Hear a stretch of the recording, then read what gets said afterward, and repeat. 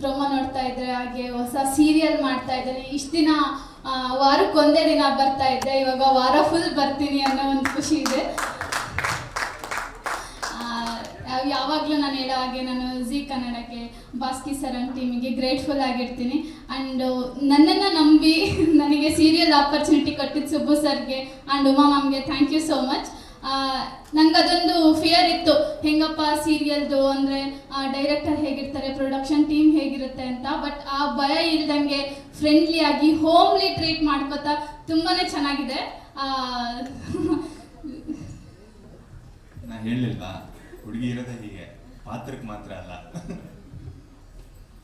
ಇಲ್ಲ, ಅದು ಸ್ಟೇಜ್ ಮೇಲೆ ಮಾತಾಡ್ಬಿಡ್ತಾ ಇದ್ದೆ ತುಂಬಾನೇ. ಆಮೇಲೆ ಕಟ್ ಮಾಡ್ಕೋತಾರೆ, ಎಡಿಟ್ ಮಾಡ್ಕೊತಾರೆ ಅನ್ನೋ ಧೈರ್ಯ ಇರ್ತಿತ್ತು. ಇಲ್ಲೆಲ್ಲ ನೀವು ಏನಾಗ್ತೀರೋ ಏನಾಗ್ತಾರೋ ಅನ್ನೋ ಧೈರ್ಯ ಬರ್ತಾ ಇಲ್ಲ ನಮಗೆ, ಅದಕ್ಕೋಸ್ಕರ ಭಯ ಆಗ್ತಿದೆ ಅಷ್ಟೇ. ಏನೋ ನೋಡಿ, ಏನಾದರೂ ತಪ್ಪು ಮಾತಾಡಿದ್ರೆ ಪ್ಲೀಸ್ ಎಡಿಟ್ ಮಾಡ್ಕೊಡಿ ಅಷ್ಟೇ. ಮತ್ತು ನಮ್ಮ ಸೀರಿಯಲ್ನ ಚೆನ್ನಾಗಿ ಪ್ರಮೋಟ್ ಮಾಡಿ, ಎಲ್ಲರೂ ನೋಡಿ ನಮ್ಮ ಸೀರಿಯಲ್ನ. ಮೊದಲನೇ ಸರಿ ಸೀರಿಯಲ್ ಮಾಡ್ತಾ ಇದ್ದೀನಿ, ಇನ್ನು ತುಂಬಾ ಕೆರಿಯರ್ ಇದೆ. ನಿಮ್ಮ ಪ್ರೋತ್ಸಾಹ, ನಿಮ್ಮ ಅಭಿಮಾನ ಈ ಚಿಕ್ಕ ಹುಡುಗಿ ಮೇಲೆ ಯಾವಾಗ ಬೇಕು. Thank you so much.